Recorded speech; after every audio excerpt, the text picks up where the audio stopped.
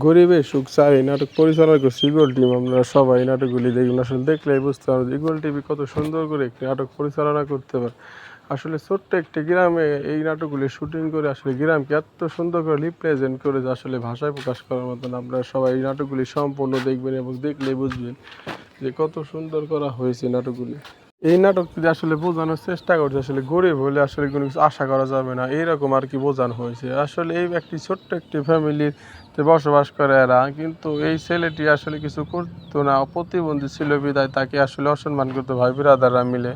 কিন্তু আসলে গরিবের সুখ তো আসলে কপালে লেখা থাকলে তো আর খণ্ডানো যায় না, এটাই আসলে বড় কথা। কিন্তু এটা আসলে আমরা কেউ মানতে পারতাম না, কিন্তু আসলে ভাগ্যে যা থাকবে সেটাই হবে, এটাই আসলে বাস্তবতা। এটাই প্রমাণ করছে এই নাটকটিতে আসলে।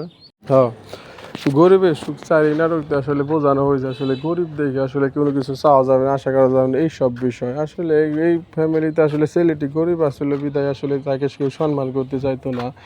কিন্তু দেখা যায় যে আসলে এক সময় এই ছেলেটি আসলে পায়ের ঘাম মাথায় ফেলে আসলে তার স্ত্রীকে আসলে পড়াশোনা করানোর পরে দেখা যায় যে ভালো একটি চাকরি পায়। চাকরি পাওয়ার পরে আসলে তখন দেখা যায় যে আসলে গ্রামের মানুষ সবাই তাকে সম্মান করতে থাকে।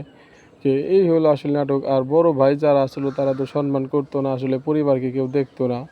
না দেখার কারণে আসলে তাকে একসময় দেখা যায় যে ফ্যামিলির কথা ভাবতো না, ফ্যামিলির লগে যোগাযোগ করতো না। কিন্তু সেই বড় ছেলেটি আসলে দেখা যাইত যে সবার খেয়াল রাখতো, কী লাগবে না লাগবে, প্রয়োজন অপ্রয়োজনে সবার সাথে যোগাযোগ করতো। আসলে এটাই আসলে বাস্তবতা যে আমাদের সমাজে আসলে যাকে অবহেলিত রাখা হয় সেই আসলে একসময় সাকসেসফুল হয়। এটাই আসলে আমাদের বাস্তবতা। এখান থেকে আমাদের অনেক কিছু শিখতে হবে এই নাটক থেকে। আসলে এই নাটকগুলো আপনারা সবাই দেখবেন, দেখলেই বুঝতে পারবেন যে আসলে কত সুন্দর করা হয়েছে। আর আপনারা এই নাটকের পাশে থাকবেন এবং নতুন নতুন ভিডিও পাওয়ার জন্য আমাদের সঙ্গে থাকবেন। ধন্যবাদ আমাদের সাথে থাকার জন্য, আর নতুন নতুন ভিডিও আপনাদের আমরা দেওয়ার জন্য ধন্যবাদ।